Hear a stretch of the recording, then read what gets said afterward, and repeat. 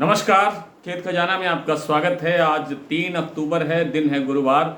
आज सरसों का बाज़ार थोड़ा स्टेबल सा ही खुला। जैसा मैंने दोपहर के वीडियो में आपको जानकारी दी थी कि भरतपुर मंडी वैसे तो आज अवकाश है, लेकिन उसके आसपास की मंडियों का जो भाव है वो कल जो भरतपुर का भाव था उसके आसपास खुलना चाहिए।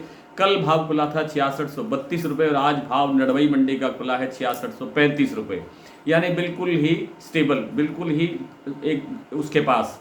और इस तरह से जो दूसरे जो मंडियां हैं उनमें कहीं कोई बढ़ोतरी नहीं है। चरखी दादरी दिल्ली लाइन पर बाजार 25 रुपये कमज़ोर हुआ है, जबकि जयपुर के अंदर भाव 25 रुपये बढ़ा है। यानी टोटलिटी के अंदर अगर आप देखेंगे तो आप ये महसूस कर सकते हैं कि सरसों का बाजार स्टेबल है, क्योंकि गोयल का भाव भी कल 6,850 रुपये था। हालांकि कल शाम को उन्होंने 6,900 रुपये किया था, क्योंकि केएलसी में ज़बरदस्त तूफान आता हुआ दिखाई दे रहा था।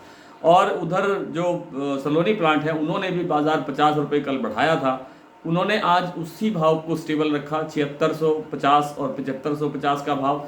लेकिन गोयल कोटा ने आज 5850 रुपये का भाव खोला, जबकि वन सेटिबल सीतापुर का जो प्लांट है उन्होंने बाज़ार 100 रुपये तेज किया और भाव कर दिया 7100 रुपये। इस तरह से कुल मिलाकर के 25-50 रुपये अप डाउन तो हुआ है बाज़ार, लेकिन कोई बड़ा चेंज नहीं है और नहीं आने की संभावना फिलहाल दिखाई देती है। अगर इजराइल और ईरान और इस तरह की जो गतिविधियां जो तनावपूर्ण बनी हुई है उनमें कोई वृद्धि होती है, उनमें कोई तनाव बढ़ता है और क्रूड ऑयल में तेजी आती है, तो केएलसी को मजबूती मिलती है। और केएलसी को मजबूती मिलती है तो सरसों तेल को या दूसरे खाने के तेल को, आरबीडी पाम ऑयल को, सोया तेल को और दूसरे खाने के तेलों को मजबूती मिलने की प्रबल संभावना है। वैसे भी अब त्योहारी सीज़न शुरू हो गया है और त्योहारी सीज़न की वैसे तो कहा तो ये जा रहा है, कुछ लोग तो ये कह रहे हैं कि त्योहारी सीज़न की जो तेज़ी आनी थी वो आ चुकी है और अब आगे ज़रूरत नहीं है, संभावना नहीं है, डिमांड नहीं है, ये नहीं है, वो नहीं है।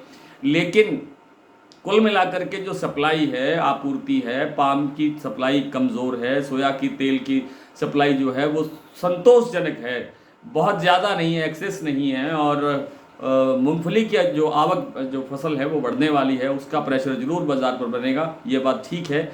लेकिन बिनोला तेल कहाँ से लाएंगे आप? बिनोला की जो कपास की जो फसल है वो आने वाली फसल अभी आने में महीना भर बाकी है, और महीना भर तो नहीं बाकी है फसल, वैसे तो उत्तर भारत में भी आनी शुरू हो गई है थोड़ी थोड़ी, लेकिन अभी नमी की मात्रा बहुत ज़्यादा है और बिनोला जो निकलेगा उसमें से तेल निकालने की प्रक्रिया में अभी टाइम लगेगा।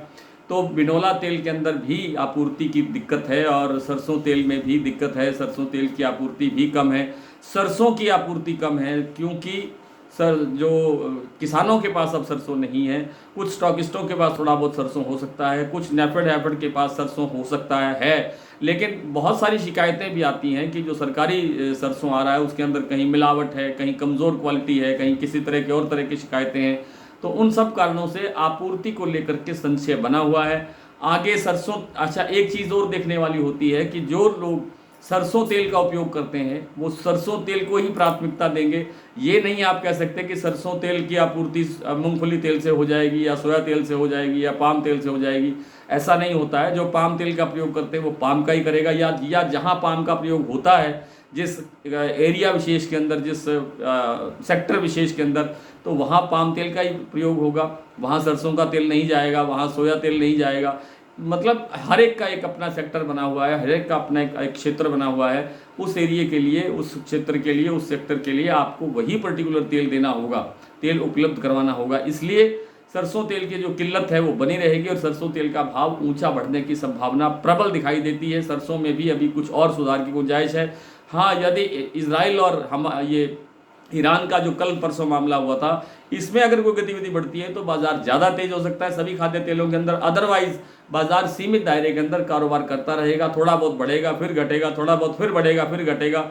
ये मांग और सप्लाई का जो फार्मूला है उसके अनुसार बाजार चलेगा। इसलिए जब भी थोड़ा भाव बढ़े तो आपको अपना माल थोड़ा सा हल्का करना चाहिए, स्टॉक हल्का करना चाहिए, मुनाफा वसूली करनी चाहिए, और जहाँ माल घटता दिखे, बाजार घटता दिखे, वहाँ से हल्की फुल्की परचेज करनी चाहिए। बहुत बड़ी परचेज भी ना कर लें ताकि फंस ना जाए, कहीं रिस्क ना हो जाए।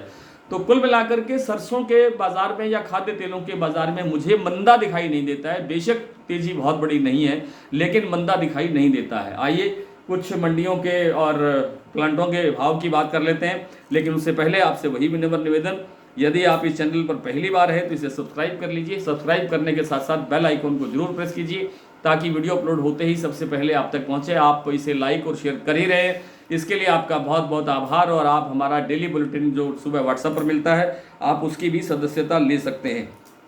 सबसे पहले बात कर लेते हैं अडानी के जो बूंदी और अलवर प्लांट है। आज वहां पर भाव 50 रुपये बढ़ करके खुला है। कल भाव था 7,050 रुपये, आज भाव है 7100 रुपये। सलोनी का भाव जैसा मैंने बताया, शमशाबाद और दिग्नेर का भाव है 7650 रुपये और अलवर और कोटा का भाव है सलोनी का 7550 रुपये। गोयल कोटा का भाव मैंने आपको बता दिया, 6850 रुपये का भाव है, 6850 रुपये। और जो वन सेटिबल सीतापुर का जो भाव है वो है 7100 रुपये। और आज जो जैसे मैंने बताया भरतपुर मंडी का भाव नहीं खुला है, बंद थी, और लेकिन नडवई का जो भाव खुला वो खुला 6635 रुपये। जयपुर 7025, दिल्ली 6675, चरखी दादरी 6650, अलवर 6700, बरवाला मंडी 6300, हिसार 6200 रुपये, मुरैना 6150, ग्वालियर 6500 रुपये, खैरथल 6700 रुपये, टोंक मंडी 6580, निवई 6600, सिवानी 6450, नडबई 6635, खेरली मंडी 6700, गंगापुर सिटी 6770, सिरसा सिटी 6350 और सुमेरपुर मंडी का भाव आज रहा 6350 रुपये। आज इतना ही, कल आपसे फिर मुलाकात होगी, तब तक के लिए नमस्कार।